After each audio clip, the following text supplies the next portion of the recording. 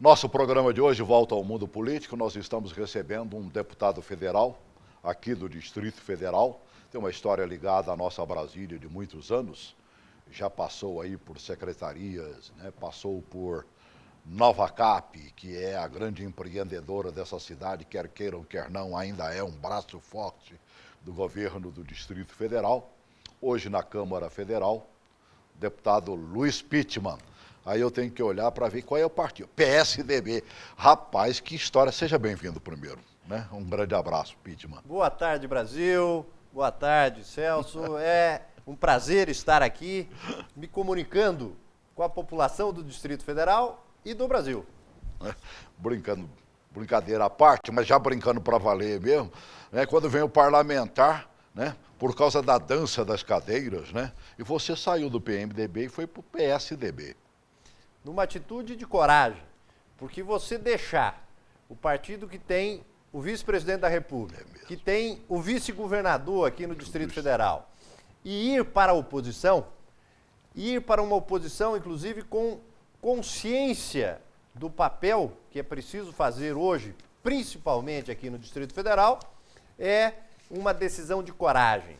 Porque o cômodo, Celso, o mais tranquilo para o parlamentar é ficar sobre as benesses do poder. É ali, vamos dizer assim, mamando na teta do governo para depois, a hora que for a campanha, ter aqueles benefícios. Eu não. Eu fiz a opção da consciência, aquela responsabilidade que você é chamado e diz: o que pode ser melhor para o Distrito Federal? É uma forma de governar, um modelo de gestão pública diferente do que está aí sendo aplicado. E aí, só sendo oposição. Eu li num blog há algum tempo atrás, né, de que a sua saída do PMDB não significou um rompimento com o Tadeu Filipelli. Houve ou não houve um rompimento? Como é que ficou o relacionamento Pittman-Filipelli? Houve um rompimento de ideias, de visão política. Na relação pessoal, na relação familiar, pelo menos do meu lado, sempre houve e há uma disposição de ter uma continuidade. Agora, na visão política, nós temos divergências intransponíveis nesse momento. Ele fez a opção de continuar ao lado do PT, aqui governando o Distrito Federal, e a minha visão política foi de fazer mudanças radicais. Até porque a população, você que está em casa, sabe que da maneira como está sendo tocado as coisas aqui no Distrito Federal, principalmente em saúde, principalmente em segurança, para não dizer na educação dos nossos filhos na escola pública, está muito ruim para sermos a capital da República.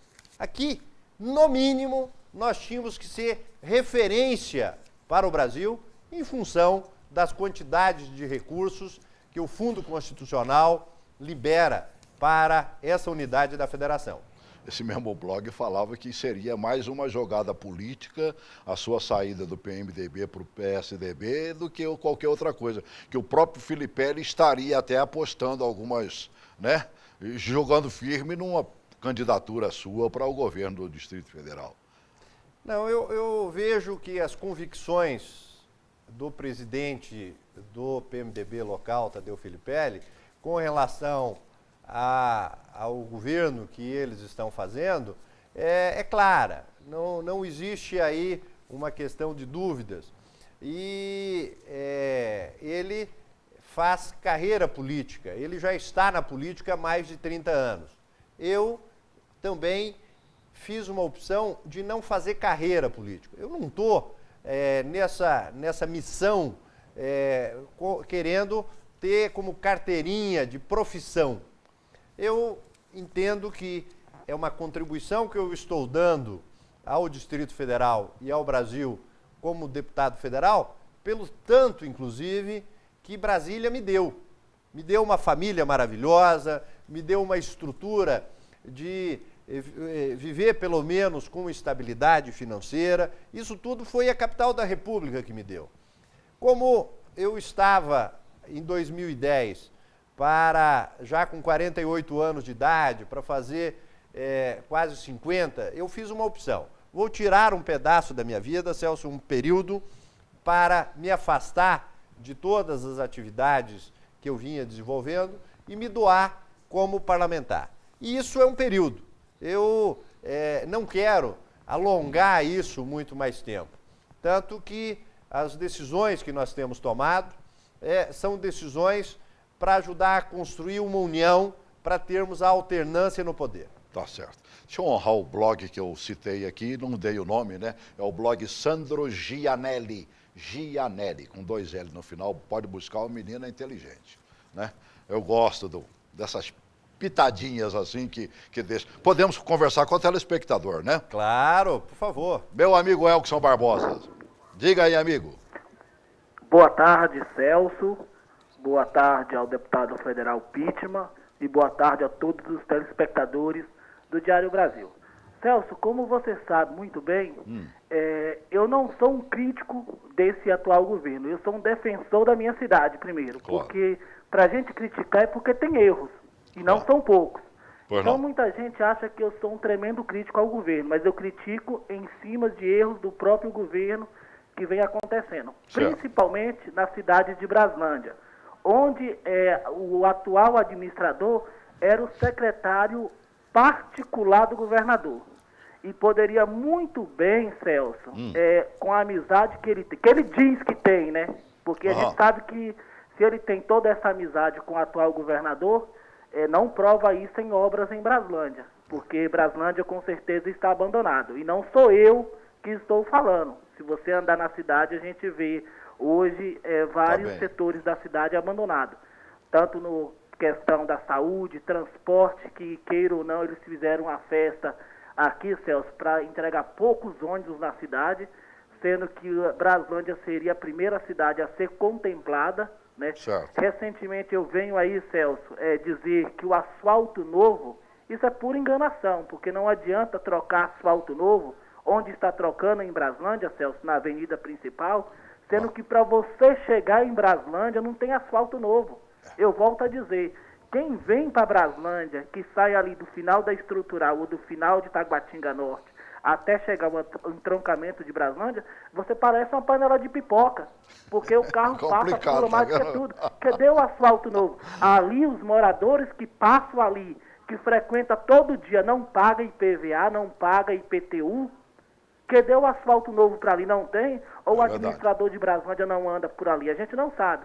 E a segunda pergunta para o deputado Pittman, poucas pessoas em 2009 para 2010, tinha até uma frase, quem é Pittman? Eu particularmente não conhecia. Pois não. Por que agora quem é Pittman em pouco menos de 3 anos de mandato, não é um voo muito alto, deputado, para querer ser governador de Brasília ou ser candidato? Eu acho que ser candidato, todo mundo, qualquer cidadão que é filiado a um partido político, né, ele pode concorrer a cargos eletivos, isso aí é tranquilo. Mas não seria um voo muito alto em pouco espaço de tempo, sendo que a gente tem vários caciques hoje em Brasília, com nomes renomados em Brasília. Muito obrigado, Celso. Grande abraço. Boa tarde, Celso. Boa tarde, deputado Pittman, e a todos os telespectadores do Diário Brasil. Caramba, quando se pede o povo gritando por saúde, porque as autoridades vivem prometendo saúde. Mas o povo quer ver a saúde acontecendo. E o dinheiro lá, no orçamento, desde 1º de janeiro de 2013, 50 milhões.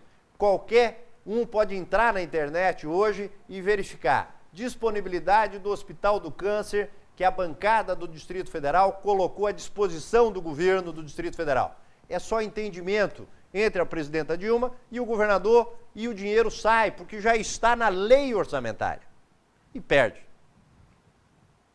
É para parar para pensar mesmo. Olha, vou ser honesto. É triste, mas é verdade. É verdade. Pittman, vocês vivem constantemente se reunindo, né, da bancada, né? Eu me lembro agora, eu vi 2 ou 3 reuniões agora recentes, né? Exato. E vocês tratando exatamente dessa questão de emendas e tudo mais.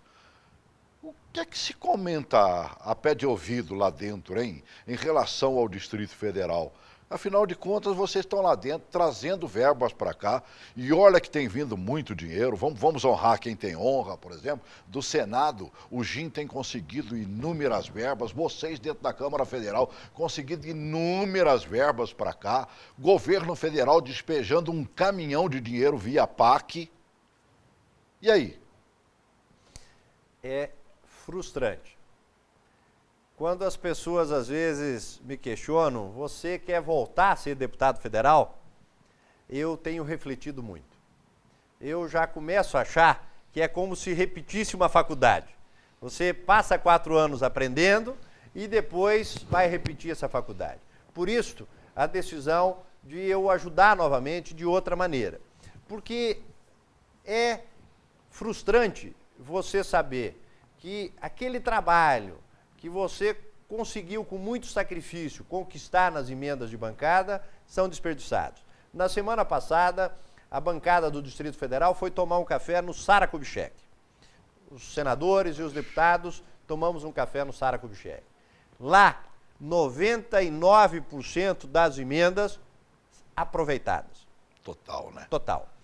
Nós fizemos... Que alegria se visita, mesmo sendo um hospital, quando a gente entra naquilo ali, parece que a gente está em outro mundo. É outro mundo e é um hospital público por excelência. Só atende de graça, é público. 100% das emendas aproveitadas. Nós estivemos visitando o Ministério Público do Distrito Federal. Todas as emendas que nós colocamos para a estrutura do Ministério Público de São Sebastião, agora, este ano, estamos colocando para Braslândia, para a estrutura do Ministério Público, está lá em cada cidade do Distrito Federal. 99,7% de aproveitamento da emenda.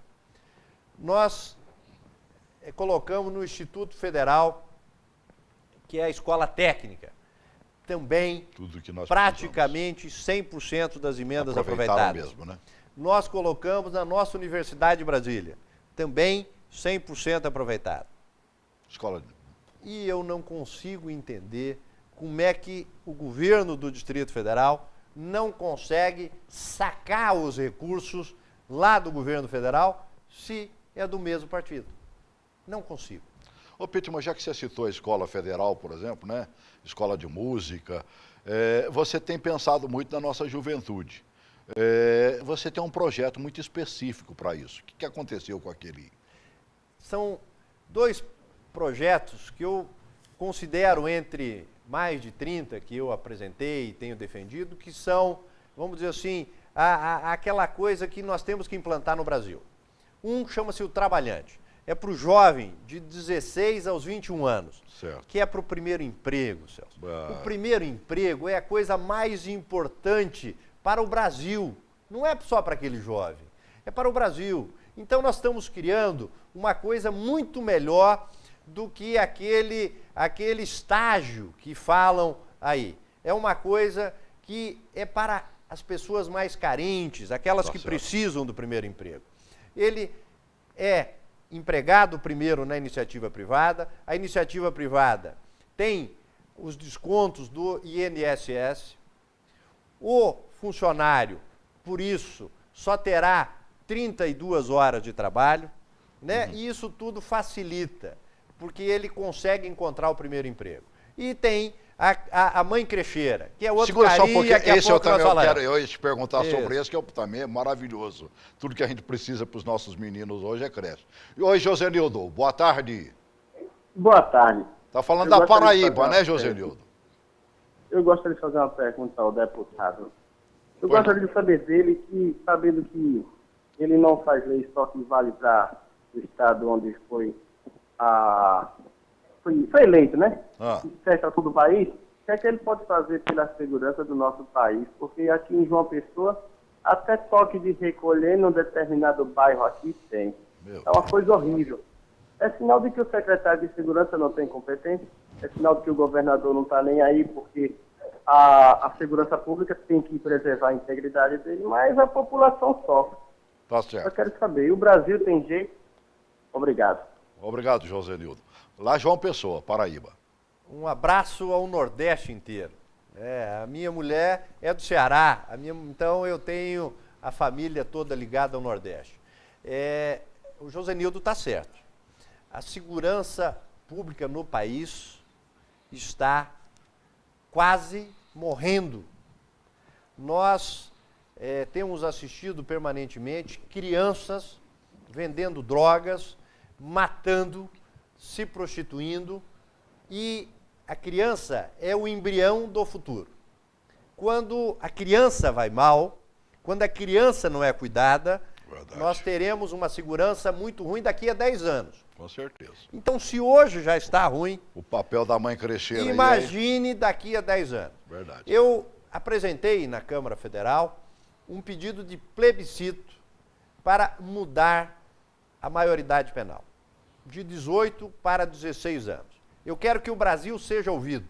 Eu quero que seja discutido isto para o Brasil entender o que estão fazendo com as nossas crianças e os nossos jovens. Os criminosos resolveram ficar na retaguarda e colocam para fazer o crime, seja para matar, seja para assaltar, ou seja para vender a droga, as crianças, os jovens.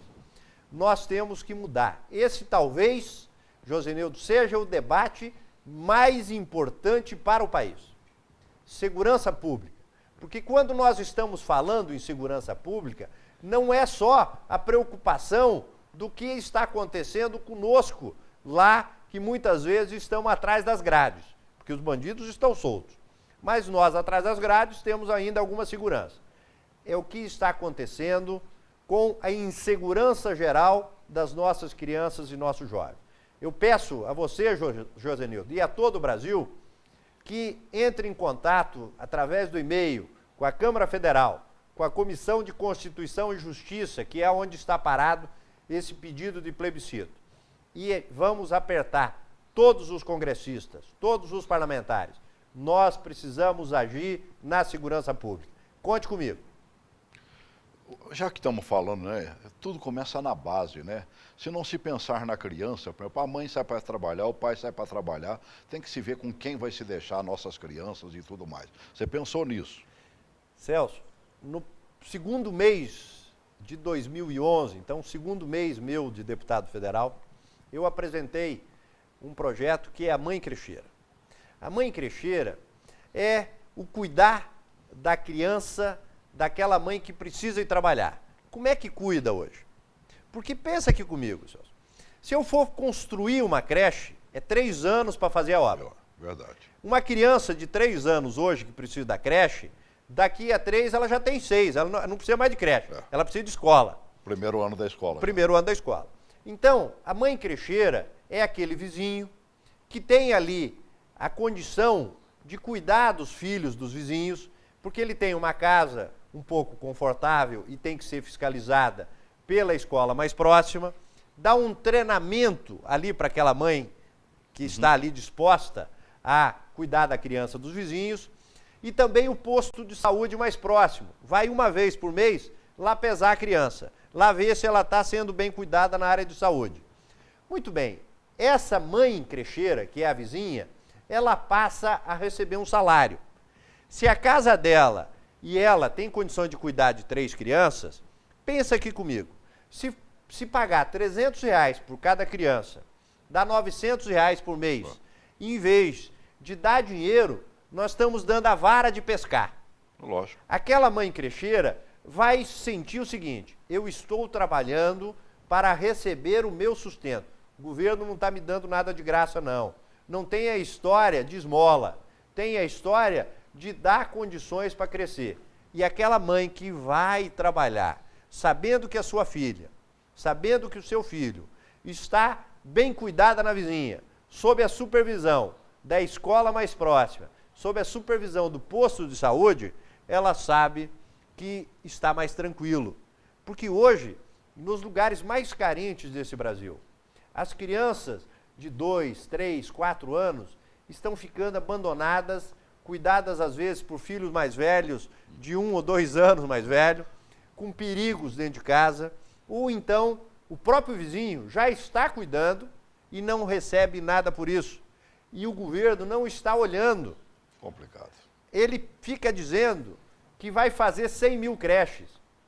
Quando o governo fez campanha, lá em 2010, disseram que iam construir 100 mil creches. Quantas dessas 100 mil creches foram entregues aí próximo da sua casa? Nenhuma. E aquela criança que em 2010 tinha 3 anos, hoje já tem 6. Temos que aproveitar as próprias escolas para isso Claro. também, né, amigo? Inclusive, é o que você disse, né? A própria escola vai vigiar o menino que ficou dentro de casa da mãe crecheira. Rapaz, era uma integração, tudo que a gente precisa. Olha, o Sandro de Santa Maria perguntando mais uma vez na área de saúde, o que fazer com os nossos hospitais. Ele falou, nós moramos em Santa Maria, tem um hospital aqui, a gente tem que buscar hospital em outro lugar, Pittman? Olha, eu acompanhei a construção do Hospital de Santa Maria. Era referência e era modelo para o Brasil. Foi colocada uma instituição terceirizada para ajudar a gerenciar. O que entrou aí, diz que nada daquilo servia. Aí botou os funcionários que acho que tinham ajudado aí na campanha passada para cuidar do hospital. Hoje, o hospital está igual ou pior a todos os outros que estão no Distrito Federal. Verdade. Santa Maria é um exemplo de que quando a gestão pública não funciona, quando tem gestão de saúde errada, dá tudo errado. Complicado, né? Oi, Fernando, boa tarde. Fernando? Boa tarde, Celso. Boa tarde, deputado Pittman. Acompanhando aí o seu discurso, deputado, percebi que o senhor falou aí do projeto Mãe Crecheira, o qual também esse projeto acontecia no governo Arruda, mas o valor que o senhor falou aí, que seria de R$300, o governo Arruda era de apenas R$100 e tinha que cuidar de 5 crianças, pelo menos, e desses R$100 ainda comprar alimentação para todas as crianças. Quer dizer, para a pessoa que cuidava para a mãe crecheira, realmente sobrava muito pouco. Outro detalhe, deputado, eu vejo que todo mundo que vai aí no programa fala muito da segurança pública e tal, que cortou os benefícios dos policiais e tal. Mas nós temos que lembrar também, deputado, que nós temos a segurança pública mais bem paga do país, mais bem equipada. Nós não temos no Distrito Federal uma viatura sequer com mais de 2 anos e meio em uso aí nas ruas. Nós temos os policiais com coletes balísticos que é no mínimo 3 para cada policiais. Temos os melhores armamentos, né? No entanto, o senhor não acha que está faltando um pouco mais de empenho dos nossos colegas policiais em desenvolver suas tarefas laborais, né? Porque, assim, eu concordo que tem que pedir aumento, tem que pedir essas coisas, mas eu acho que eu, na minha categoria, para mim pedir um aumento, eu tenho que mostrar mais produção para o meu chefe, né? Então, eu queria que o senhor indagasse sobre esse problema aí. Muito obrigado, já agradeço. Tá bom, Fernando. Obrigado. Fernando, bom ouvir a sua participação. Quando eu falo num projeto de lei na Câmara Federal da Mãe Crecheira, eu estou falando de instituir uma lei para o Brasil inteiro. E essa lei está sendo debatida. Os valores, as formas, estará sendo construído em conjunto na legislação. Por isso, participe lá para que a gente consiga até ter como exemplo esse que não deu certo e melhorar. Melhorar para que haja mais condições de que a mãe crecheira funcione e funcione aí perto da casa. Com relação ao outro item, segurança, que é segurança. Eu não disse aqui que deve-se aumentar salário de policial. Eu disse aqui que falta liderança, que falta reconhecimento, que falta meritocracia, que falta líder. Efetivo, inclusive, né, amigo? E muitas vezes falta efetivo. Nós, no Congresso, conseguimos agora aumentar para a Polícia Civil mais 3 mil policiais, que começou a acontecer os concursos aí para o policial civil. O que eu entendo é que o comandante, o líder, e o líder maior disso é o governador. Ele gera credibilidade quando ele é correto. Não adianta fazer promessa falsa, promessa de fantasia, como foi feito. Porque o líder que promete o que não cumpre, ele deixa de ser líder. Então, a palavra meritocracia se encaixa direitinho da maneira como você falou, Fernando. É o quê? Se eu me dedico mais e eu sou reconhecido, isso é meritocracia. E a forma de reconhecer esse policial nem sempre é preciso ser no salário. No salário, muitas vezes, você comparou que ele está realmente recebendo um salário diferenciado a nível de Brasil. Agora, o ideal era que o resto do Brasil inteiro reconhecesse a segurança pública como importância suficiente e pagasse um bom salário. Agora, nós aqui temos que hoje ter líderes na Polícia Civil, na Polícia Militar, fazendo o papel que é a obrigação daquele que decidiu ser o comandante. É conseguir levar a tropa a fazer um trabalho com dedicação, com reconhecimento pela população e com garra para que haja depois as devidas compensações. Faltando 2 minutinhos, pouco, 3 minutos para a gente encerrar. Vamos voltar um pouquinho à política do Distrito Federal. O povo está sim esperando acontecer. É verdade que para nós 2014 já chegou. Se fala muito em termos de candidatura, se fala muito em termos de conversa. O que se tem de conversa real na sua área em termos de governo do Distrito Federal? Vocês têm dialogado, Pittman? Ou tem aquela história, porque a impressão que dá, que como se cita vários nomes, é que de repente todo mundo quer ser candidato e ninguém quer abrir mão para uma composição de chapa onde realmente se possa fazer, dizer, opa, essa vai brigar. Que de imediato a gente tem como certo que o governador Agnello com certeza será candidato à reeleição. Agora, do outro lado, surge o Hollenberg das esquerdas e da direita. Como é que fica? Nós teremos 4 ou 5 candidatos a governador para outubro de 2014. As convenções, elas serão entre final de maio e início de junho. Até lá, vamos dizer assim, essa colocação de vários nomes é uma coisa natural na política, até porque são vários partidos. E esses partidos, eles estão construindo os seus nomes, né? Nós temos o PPS construindo o nome, nós temos o próprio PSB construindo o nome, nós temos o PSDB construindo o nome, e eu não tenho dúvidas que já para fevereiro, março, abril, essas coisas estarão mais afuniladas. Essas coisas estarão principalmente sintonizadas com os candidatos a presidente da República. Nós teremos, já claro, 3 ou 4 também candidatos a presidente da República que já definiram. A hierarquia da candidatura a presidente vai influenciar muito nos palanques do Distrito Federal. Agora, quem decide é você que está em casa. Se você que está em casa decidir que o candidato será o Pittman, não tem jeito. A população que leva. Essa decisão não pode ser individual, não pode ser pessoal. Ela tem que ser sintonizada com o partido e com a mudança que a população quer aí em casa. Então eu chamo muito, Celso, de fazer a boa intriga. Se você que está aí faz a boa intriga, fala para um, fala para outro, isso começa a aparecer.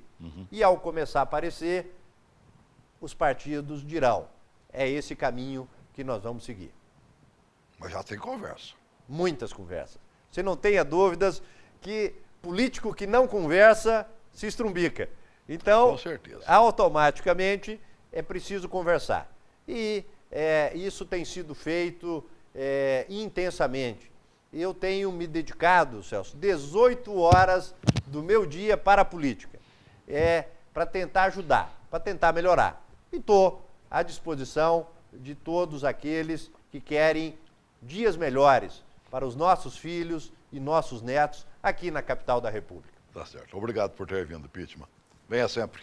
Obrigado a todos os brasileiros que estão assistindo conosco e um carinho muito especial ao Distrito Federal, porque, afinal de contas, foi vocês que confiaram a mim esse mandato de deputado federal e eu quero retribuir com muito orgulho, muita coragem e muita responsabilidade. Um abraço grande, um bom Natal, porque já estamos no mês de dezembro. Isso. E eu quero estar aqui em janeiro, assim que vocês me chamarem. Tá bom, um abraço amigo. grande. Grande abraço. Um abraço para você também. Até a próxima.